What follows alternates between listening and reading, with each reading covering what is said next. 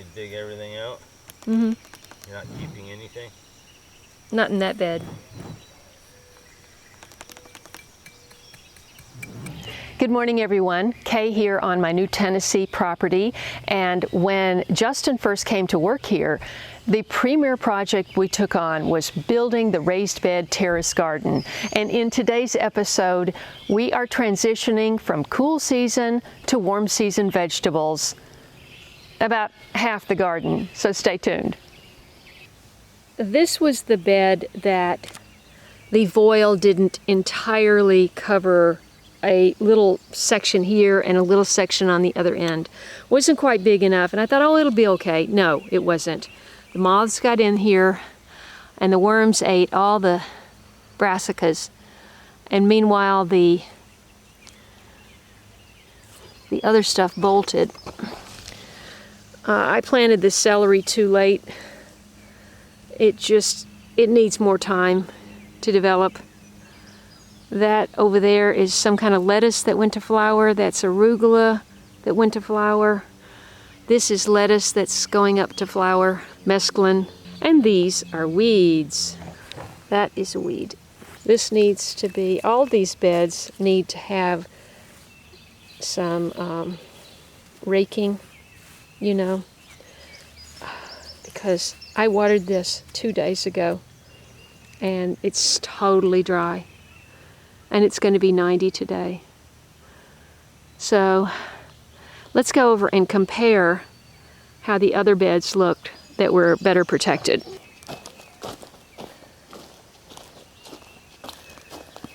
I mean, these flowers are great for pollinators, but it would be nice to eat it too. Okay, let's look over here. This was better protected, and you can see not really any worm damage, maybe a little bit of bug damage, but nothing significant. Of course, these are all underdeveloped for the end of June because I planted so late. And I think my plan is going to be, well, we'll wait and see what tolerates the heat. I think this is collards. Let's see. Yep. So collards can take some heat. And I've got shade cloths, so I'm going to take out the things that are not going to make it, that are going to bolt, and plant peppers in the beds. Take out the weeds, kind of fork up the soil. Over here, same thing. We got this chard looks really awesome. I think this is the Ford hook chard. Let's look and see.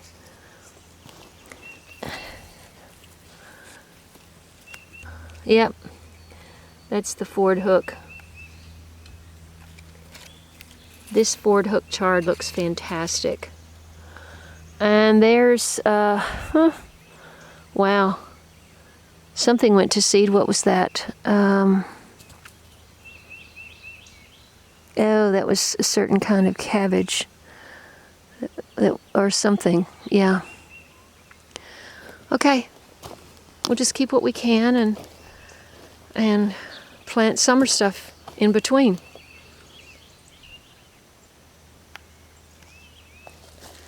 This chard is fantastic. I have a great greens recipe and I'm going to make that again. Hi Spot, what do you think? What do you think? This looks a little a little thirsty. I think that's supposed to be Brussels sprouts. Yep, wait. Yep, Brussels. I've never grown Brussels sprouts, and I was hoping. That chard looks good. See, all these beds that were completely sealed off from the moth survived. Wow, look at these. I'm gonna have a million, oh my gosh. I'm gonna have a million cabbage seeds. Look at that. Oh, let's go underneath. Oh my goodness. I'm going to have cabbage coming up here. I won't even have to plant it next year.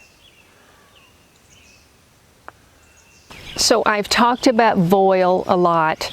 People call it different things. Nylon netting, tulle. I just got into the habit of calling it voile, and it's what I call it. But it's the pink stuff. It's now kind of pink. It was red when I put it up. So of course for warm season vegetables you can't use the voile because they have to be pollinated. The cool season vegetables don't need to be pollinated because by the time they put out flowers they're going to seed. But we need our pollinators inside these hoops in order to pollinate for the fruit of the plant. So I've got peppers, I've got some flowers, I've got blue spice basil, I've got some herbs, dill, sage, parsley. I planted a bunch of stuff in 2 beds. Take a look. Did you see this mushroom? Look at this thing.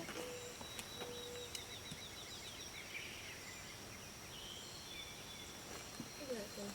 That clump. Wild. We're not going to be able to keep them out of there. That's the thing. What? Cats? Yeah. Don't bother nothing.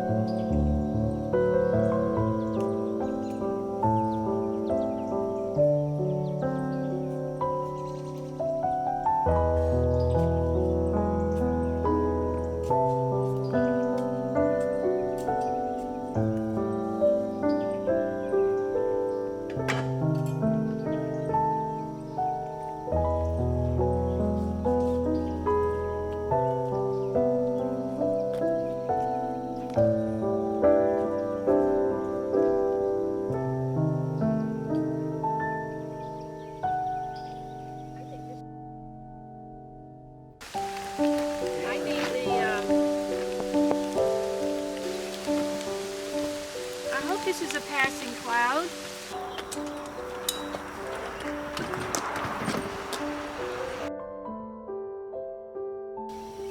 Some of these look really healthy, and they just happen to be the ones that have been in more shade, which is interesting. I don't think you can really screw up peppers. No, but bugs can. They got a lot of, gotta spray these.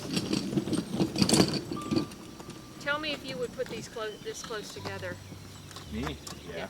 That's how close I did mine. Okay, good.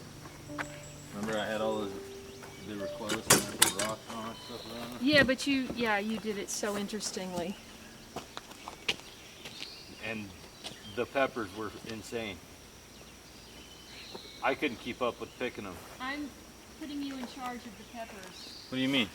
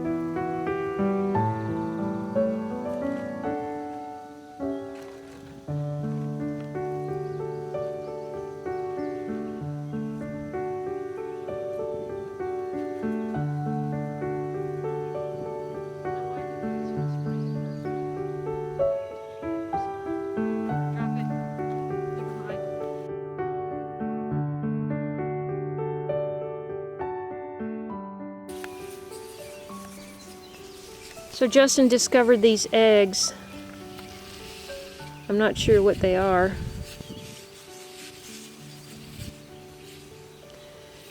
They kind of have a metallic stripe or something.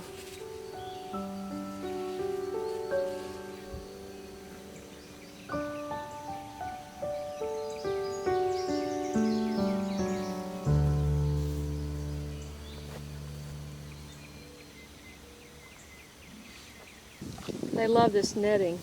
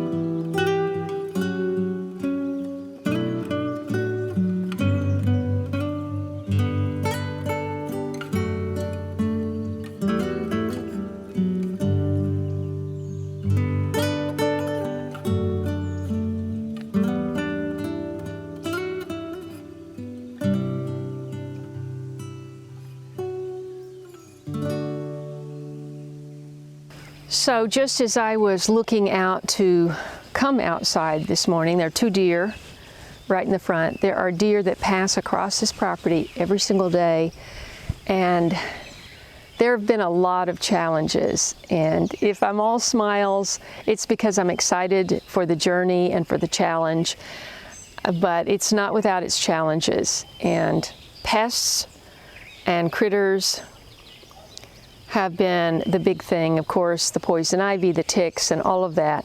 I'm taking more precautions. Of course, the burn could have happened anywhere. They say no good deed goes unpunished, and it's an expression. And I had just served breakfast to Justin and his friend because it was his last day, and I came in and I was putting the oil away that I used on the potatoes, and my elbow knocked down my tea mug thermos on my leg right here. I can actually touch it kind of lightly. It is healing, but it's the worst burn I've ever had, and it's been challenging. But it's a great reminder that we have to slow down and watch every move we make. When we get older, we just have to be so careful. I used to see my mother, you know, it started about 2 or 3 years ago. She was so scared of falling, so scared. And just going from a standing to a sitting position right in front of the chair, she feels like she's falling. And I struggled to understand the feeling of falling when my hands are on her and she's in my hands. But you know, when things start happening, you go, okay, you've got to slow down, Kaye, and you got to watch what you're doing. You got to watch every move. You got to watch for snakes. You got to watch everything. So it's great to be challenged when you're older, and I don't want to be sitting around, you know, on some sofa just watching TV, not trying to accomplish something, doing some good for something. Somebody asked me, you know, well, how much food do you need to grow for one person? And I said, I really don't know. You know, that's actually a good question for a prepper, because I don't know how you plan the amount of food you grow for one person. I just know that both of my grandmothers had these big gardens and big freezers. At some point they had electricity and they had freezers, and you would go to my grandmother's, and she was very poor, but you know, you open this chest freezer and it was filled to the top with stuff she had grown, and it certainly was way more than she needed, but she had a big family and people were welcome to come and take stuff, because, you know, very often when you grow up on a farm, you don't stay on a farm. You know, in our history, people went to the cities and started working at jobs, and they didn't stay on the farm. And so she knew that, and we would come on the weekends and just take home, you know, armfuls of this amazing homegrown food. So I sort of had that a little bit in my mind when I came here. You know, if my son, you know, and daughter-in-law, soon to be, needed food, I hope that I'm growing it, you know. So at some point I'll have a better idea of what I can really accomplish here in terms of critters and pests and weather and all of that. Because you remember when it was raining, rain, and I was going, oh, if it would only stop raining. Well, guess what? It did. And now I'm out hand watering every day. So that cistern water is not going to last. That 10,000 gallons sounded like so much water, but you spring one leak and that drops down to half, 5,000, and all of this needs to be hand watered. Yeah, that runs through the water fast. So I have to really think hard and long about how many more plants and garden spaces can I take on and make sure that they actually get watered and get maintained. So those are going to be my challenges going forward.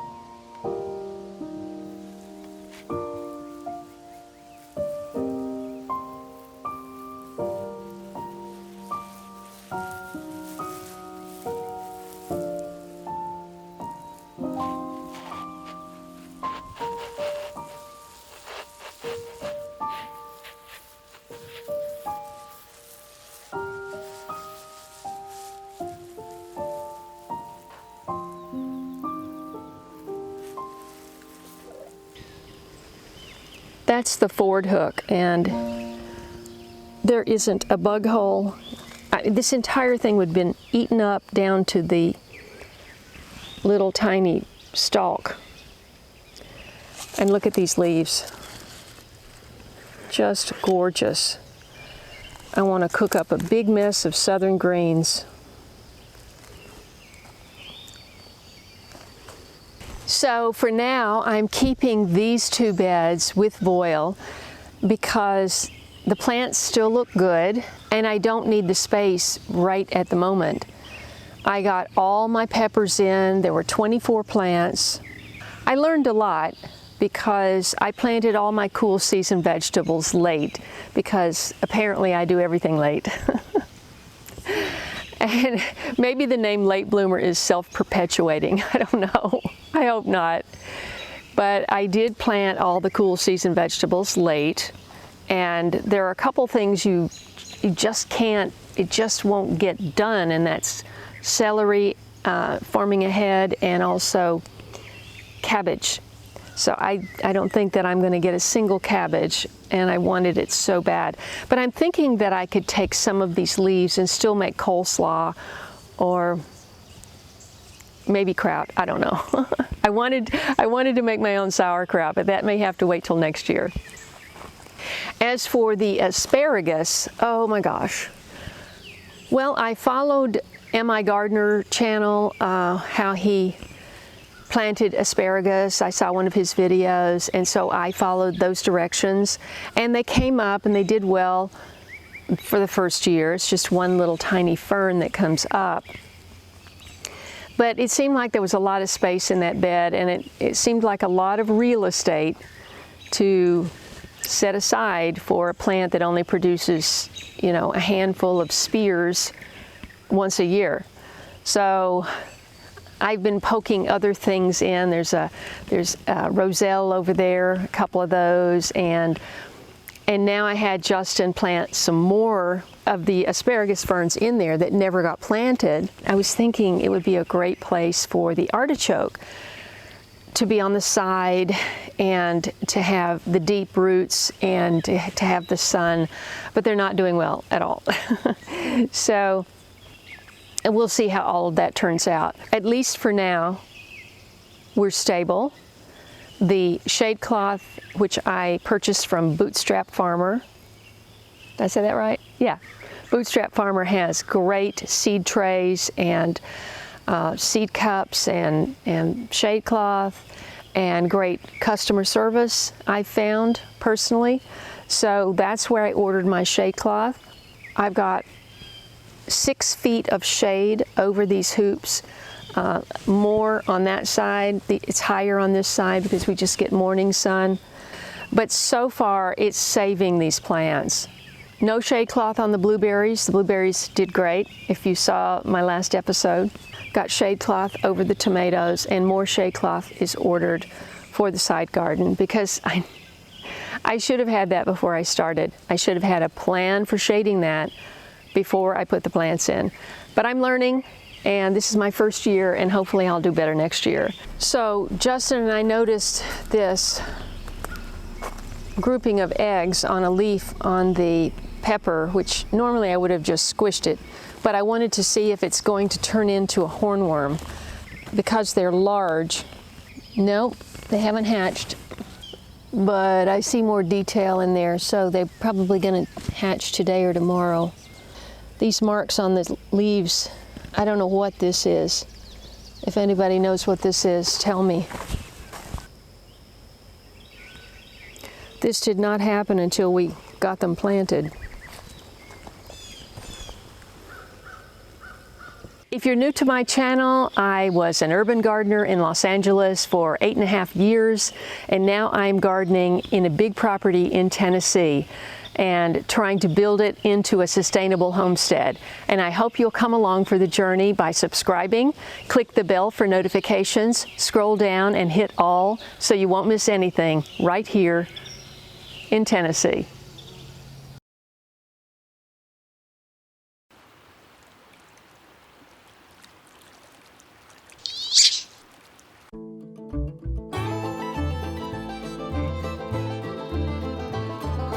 If you enjoyed this video, please watch these.